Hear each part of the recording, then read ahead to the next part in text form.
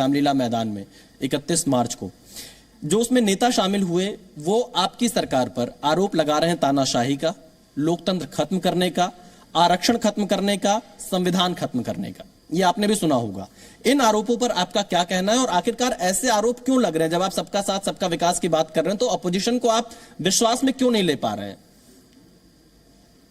कुछ तो लोग कहेंगे, लोगों का काम है कहना। जिनके पास अपनी कोई उपलब्धियां नहीं बताने के लिए वो आरोप ही लगाएंगे।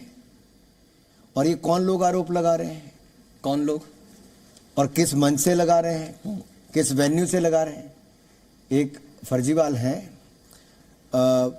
जिन्होंने आज से 10 साल पहले कहा था, 12 साल पहले, कि मैं राजनीति में नहीं आऊंगा।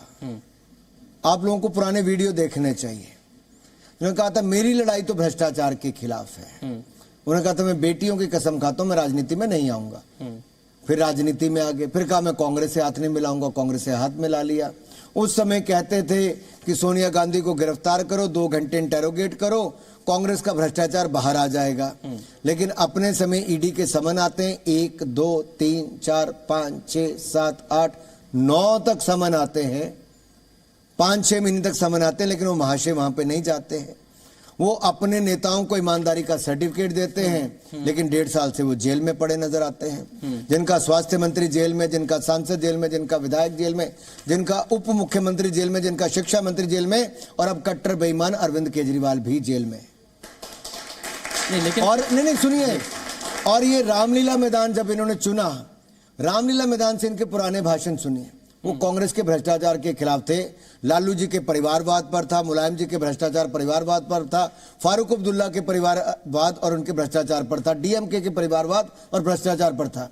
आज वो सारे लोग अरविंद केजरीवाल जी की धर्मपत्नी के पास खड़े होते हैं। जैसे एक समय लालू प्रसाद यादव जी जेल में गए, राबड़ी देवी आई थी, अरविंद केजरीवाल जी जेल में गए हैं, राबड़ी 2.0 आ गई हैं। अनुराग जी, उसी मंच से या अन्य मंच से लगातार ये कहा जा रहा है ईडी, सीबीआई और इनकम टैक्स का बीजेपी से गठबंधन है। आरोप विपक्ष आप लोगों के ऊपर लगा रहा है और विपक्ष ये कह रहा है कि सिर्फ अपोजिशन के नेताओं की गिरफ्तारी हो रही है।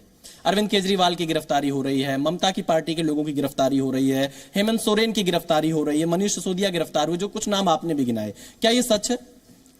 टारगेटेड यहां पर काम कर रही है एजेंसियां? देखिए, ये जेल में है, ये तो सच है, लेकिन इन्होंने भ्रष्टाचार किया इसलिए जेल में है, ये भी सच है। हाँ। ईडी और जांच एजेंसियां अपना काम कर रही हैं, ये भी सच है, लेकिन निष्पक्ष भाव से कर रही हैं, ये भी सच है। और ये मैं इसलिए कह रहा हूं, अगर ममता बनर्जी जी के मंत्री के घर में 65 करोड़ रुपया नकद मिलता है, जॉब देने के बदले, नौकरी के बदले नकद लिया जाता है, लालू प्रसाद यादव जी जॉब के बदले जमीन गरीब लोगों की ले लेते हैं, जब अपने आप को गरीबों का मसीहा कहते थे, और गाय भैंस का चारा भी जो खा जाते हैं और डकार भी नहीं मारते हैं, जेल भी काट आते हैं, लेकिन आज ज्ञान बांटते हैं।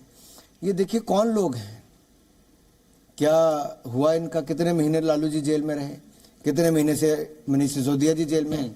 मैं इसलिए कह रहा हूं मेरे भाई, आपने आईटी की बात कही, अब सब राजनीतिक दलों को इनकम टैक्स की छूट है, आपको इनकम टैक्स नहीं देना पड़ता, क्योंकि आपकी कमाई नहीं है, लोग आपको चंदा देते हैं चुनाव लड़ने के लिए। अब इसमें मैं एक लाइन ले रहा हूं, इनकम टैक्स वाले पे कांग्रेस को केवल इतना करना था, इनकम टैक्स की रिटर्न फाइल करनी थी।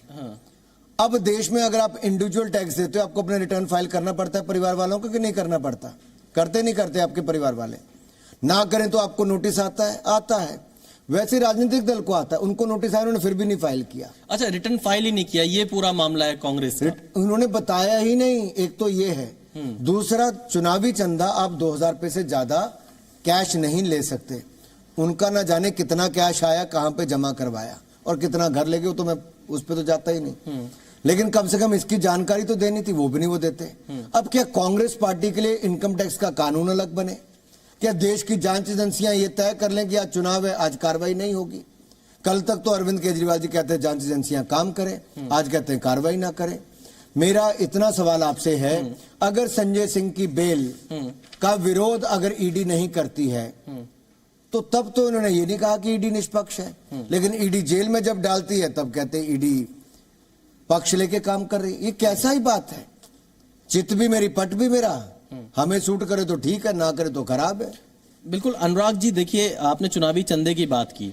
चुनावी चंदे को लेकर पूरा अपोजिशन इस वक्त बीजेपी को घेर रहा है और इलेक्टोरल बॉन्ड को अब तक का सबसे बड़ा भ्रष्टाचार बताया गया विपक्ष के द्वारा। राहुल गांधी कह रहे हैं, तमाम नेता कह रहे हैं और कुछ आंकड़े उन्होंने पेश किए कि 26 कंपनियों में से 16 कंपनियां ऐसी हैं जिन्हें केस होने के बाद दबाव में उन्होंने इलेक्टोरल बॉन्ड दिया। अब हालांकि इसकी डिटेल्स नहीं आई किस पार्टी को दिया किसको नहीं दिया, लेकिन अपोजिशन आपके ऊपर आरोप लगा रहा है। तो क्या इलेक्टोरल बॉन्ड के मुद्दे पर बीजेपी घिरी है? अरे हम तो क्रेडिट ले रहे हैं कि इलेक्टोरल बॉन्ड लाने वाली भारतीय जनता पार्टी है, जिसने यहां पे भी पारदर्शिता लाई कि किस राजनीतिक दल को कितना चंदा मिलता है। नहीं तो 2014 से पहले आप में से किसी को पता नहीं था कि किस राजनीतिक दल को कितना चंदा मिला। ये भारतीय जनता पार्टी लेकर आई। उससे पहले अगर चंदा आता था, मान लीजिए किसी राजनीतिक दल को 100 करोड़ रुपए चंदा मिला, अब उसके नेता के ऊपर निर्भर था उसने पार्टी के खाते में कितना जमा कराया और घर कितना ले गया। हो सकता है उसने 10 करोड़ पार्टी के खाते में जमा कराया, 90 करोड़ घर ले गया। लेकिन मोदी ने व्यवस्था खड़ी कर दी कि इलेक्टोरल बॉन्ड से चंदा देना पड़ेगा, जो आएगा वो राजनीतिक दल के नाम पे आएगा और उनके खाते में ही जमा होगा। खाने का काम वहां पे भी बंद कर दिया था। अगर हम इलेक्टोरल बॉन्ड नहीं लाए होते तो आपको क्या पता चलता किस कंपनी ने कितना चंदा दिया, किसको दिया। लेकिन मेरा फिर भी एक मानना है, जिन लोगों ने दिया उनका नाम जग जाहिर करने से उनके लिए दिक्कत हो सकती है, बीजेपी लेकिन सुप्रीम कोर्ट ने किया है, उनका निर्णय है। हमने तो पहले कहा हम इसका स्वागत करते हैं, लेकिन बाकी दलों ने क्यों नहीं स्वागत किया? आप तैयार है भाई? सुप्रीम कोर्ट का निर्णय हम तो मान ही रहे हैं। मतलब आपकी पार्टी को किसने चंदा दिया ये सार्वजनिक करने के लिए? सार्वजनिक हमने कर दिया। हाँ, कोर्ट में ही कर दिया है सब कुछ। ओके।